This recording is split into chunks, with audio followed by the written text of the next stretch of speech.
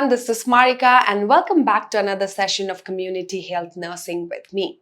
So in our previous sessions, we have discussed about waste, the management of solid waste, disposal of dead bodies, and we also discussed about hygiene, in which we've seen environmental and personal hygiene.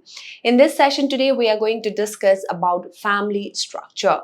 Before we go on and study about family structure, let us understand what a family is.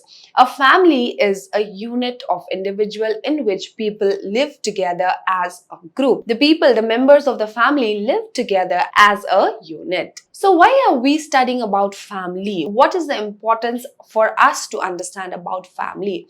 Family is considered, as we know, the most important part of person's life. Family plays a major role in influencing the behavior of people, influencing the health of an individual. Therefore, family is considered as the focal point of healthcare system. Especially as community health nurses and in community health nursing, family is majorly involved while providing any kind of treatment for the patients. Family is the right place to provide preventive, promotive, curative and rehabilitative services. Family is also considered as a unit of health services. It is considered as a unit of health services because when healthcare is centered on the family, health promotion can be achieved.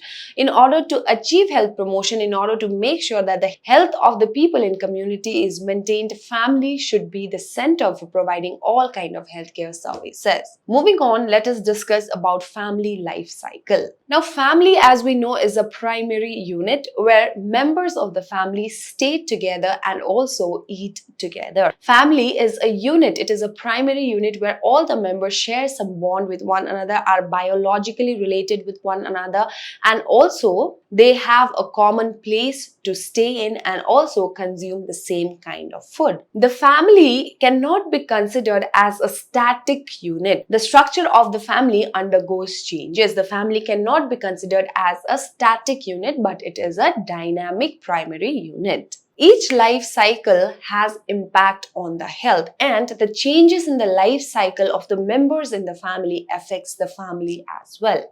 Let us now see what is the definition of family structure. The definition of family structure is very simple, and family structure means the composition of a family, the type of family, the numbers of members in the family, and the size of the family. So how is the structure of the family? How many number of people are there in the family? What is the type of family, whether it is a joint family or a nuclear family? And who are the members in the family is the family structure. So family structure is defined as members composing the size and the type of family.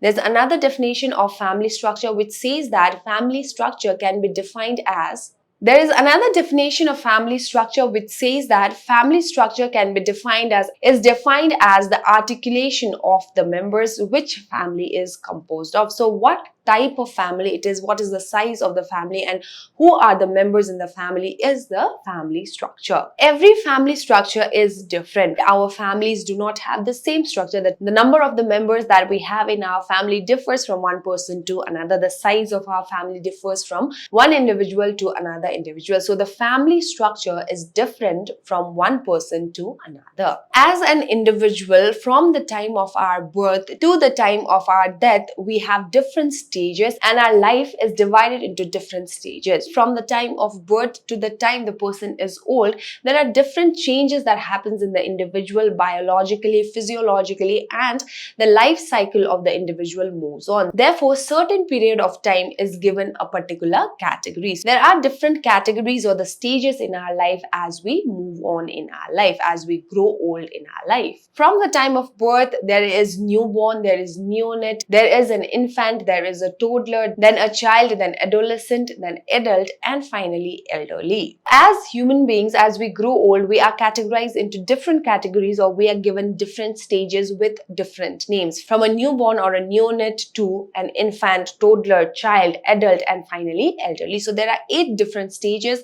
that every individuals throughout their lives go through. So let us take the first one, neonate. What is a neonate? From the time of birth to 28 days of period, we can consider a newborn child as a neonate. So a neonate is a newborn child up to 28 days, up to 4 weeks after the birth. So a neonate during this period has to adjust to the external environment. It has been in the womb for a long period of time.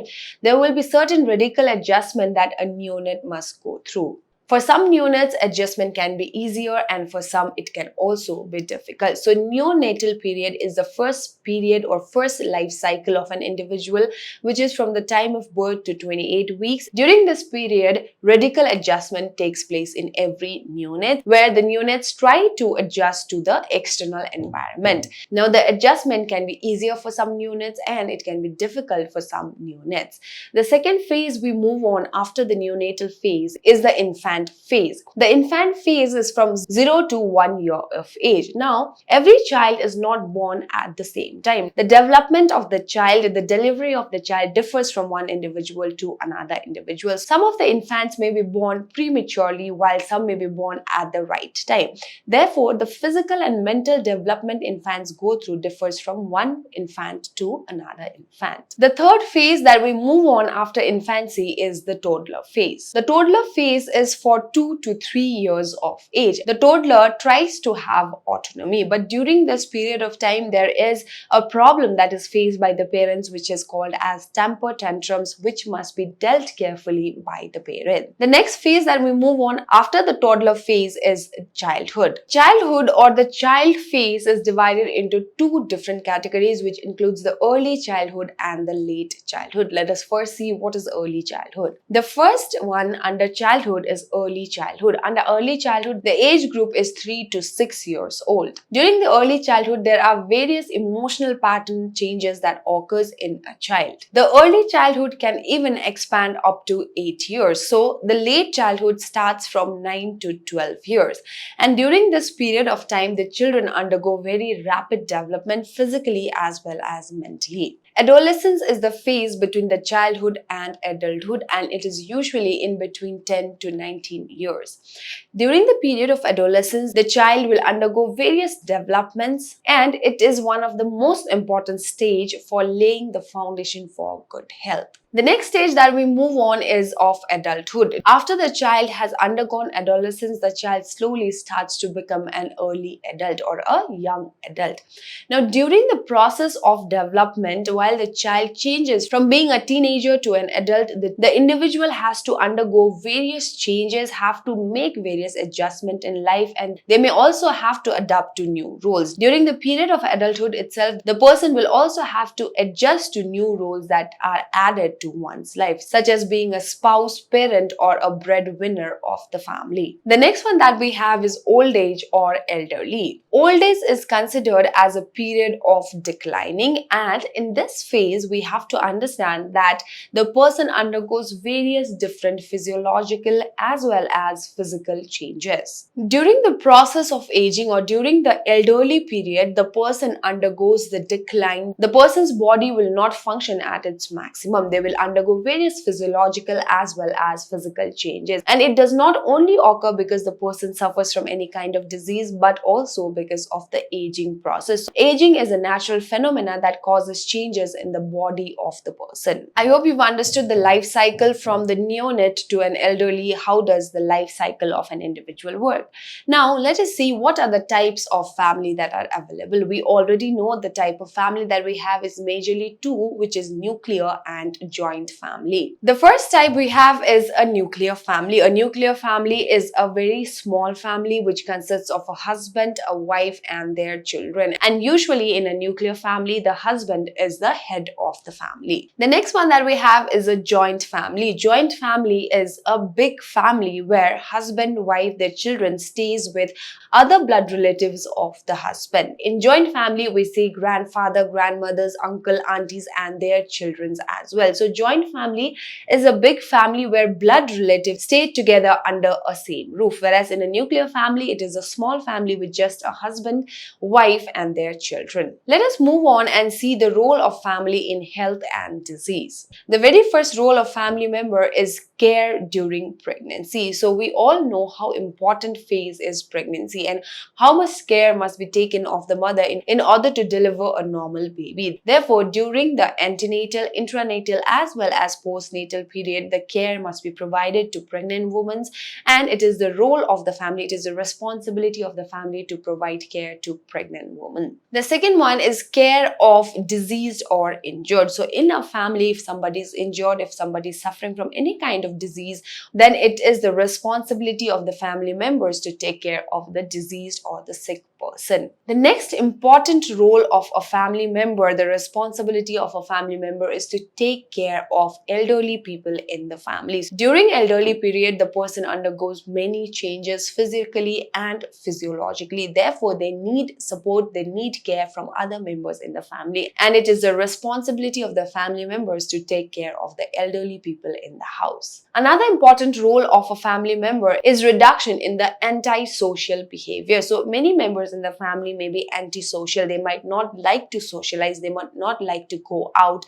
speak to people, have a bond with people. But as human beings, we need to be social. We are social animals. Therefore, to help the individual who has antisocial behavior reduce such kind of behavior is also one of the major role of family members. And finally, the last role of family members is socialization and personality development of the people. Family is a close unit. It is a primary unit. We share the same roof. We eat the same kind of food with our family members. The environment of the family, the kind of relationship that we share with one another in the family plays a major role in developing our behavior and personality. Almost everything that we learn is learned from our family members. Therefore, family plays a major role in development of personality of an individual as well, and it is the role of members in the family to help individual develop a good personality. So that is it for today's class. It was a very short and an interesting topic, which is family structure. We've seen in which we have discussed about what is a family, what is a family structure. We've also discussed about the life cycle of a person. And finally, we concluded the class with a discussion on the roles of family members. I hope the class was helpful. I'll see you all in the next session. Thank you and have a great day ahead.